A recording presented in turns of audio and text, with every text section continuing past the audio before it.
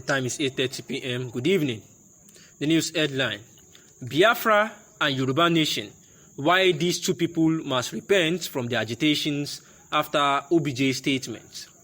Former President Olusegun Obasanjo on a Friday did not mince words about the unity and indissolubility of what will continue to exist no matter what happens. He spoke during the book launch and 85th birthday of Eminence Prelate Sunday Mbang of the Methodist Church, Nigeria, which was held at the Admiralty Center, Naval Dockyard, Victoria Island, Lagos State. And the reasons why the Biafra Yoruba nation agitators must repent from their unlawful agitation is: number one, Nigeria is stronger when the citizens are together united. All those agitating for Biafra and Yoruba nation should repent because their agitations are unlawful and are against the law of Nigeria.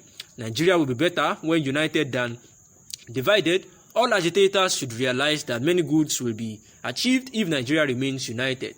And number two, according to the writer, says that Nigerians will be successful when the nation is in unity. Biafra and Yoruba nation agitators must surrender to federal government. Nigeria as a government, and it is wrong to agitate for countries' division. The writer says that Nigeria should finally have to live in unity since its creation, and no amount of agitation can divide the country. And this is because the writer is saying this because of what the ex-president Olusegun Obasanjo has one time said, that the agitators of Yoruba nations and Biafra nation should actually put a stop to it because it will not work, describing them as people that are seeming to be enemies of the country, saying that if anyone is enemy to the country, that they cannot succeed. There are many persons, high and low, who can be described as Nigerians' opponents, but they will not be able to win over Nigerians' friends, his statement read. This comes as Vice President Yemi Osinbajo recently stated that if Nigeria splits up, it will lose much more. Professor Awe, a prominent historian, warned Nigerians against breaking up in the country, stating that if it is broken, it will not be respected in the community of nations. The kidnapping of schoolboys and girls, as well as security in the country, is alarming, terrible, and tragic, according to the former commissioner for education in Old Oyo State. He said, "I don't want us to go our ways. It will be a pity, considering that we are one of Africa's largest countries. We are also well liked, and we have a lot of promise. As soon as we go our separate ways, our strength diminishes. We can't have the same might and audacity as a single major country. Even within the vastness, there are numerous groupings, each with its unique set of capabilities.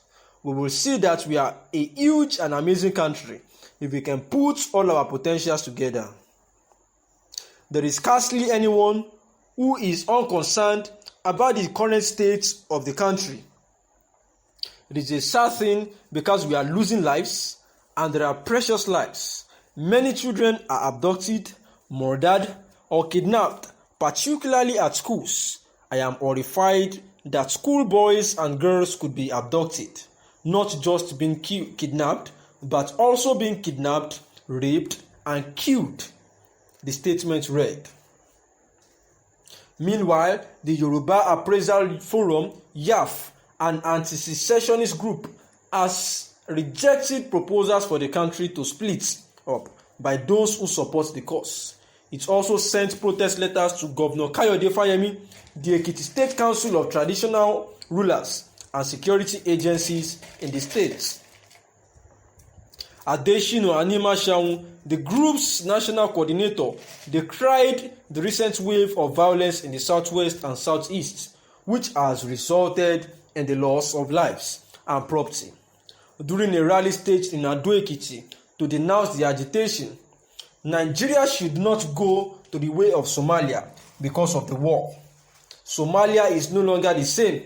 I don't want to see another war in my life because we saw what happened in Yoruba land during the EndSARS protest in 2020. As the YAF members, we want to make it clear that no group or individual will be allowed to transform the Southwest into a compact zone. To avoid fatal consequences, our Yoruba brothers engaging in this nefarious enterprise or plot to destabilize the Yoruba race should retrace their steps. We saw massive losses in the Southwest during the EndSARS protest in terms of bond property worth trillions of Nigeria, not to mention the valuable human lives lost as a result of the violence that followed the protest of the EndSARS, Anima Shaun said, criticizing secessionist actions. As a result, Anima Shaun discouraged the federal government to demonstrate its political will by ordering the Department of DSS, the military, and the police to mobilize against individuals in the Southwest before the situation worsens. Vice President Yemi Osinbajo as well said during a courtesy visit by Abdulwasiu Lawal, Oniru of Iruland in Lagos, according to his spokesman Laolu Akonde, that Nigeria requires leaders who will be able to unite the country. The time is 9:13 p.m. The news analysis. The ex-president of Nigeria and an elder statesman, Olusegun Obasanjo, has actually sworn never to allow any secessionist group to divide or break up the country Nigeria. He said that Nigeria will continue to exist, and according to him, he said the cost of breaking up would be so disastrous.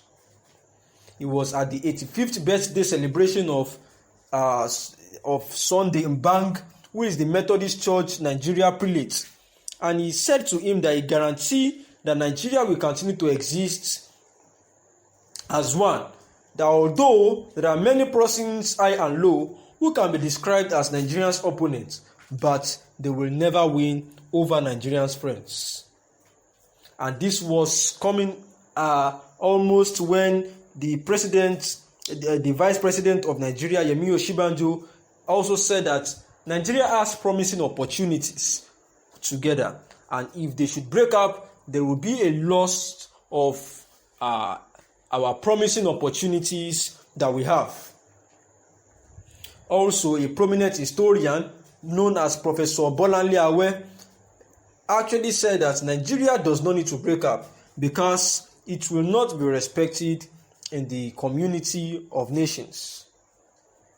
She said she doesn't want us to go our ways because it would be a pity considering that we are one of Africa's largest countries.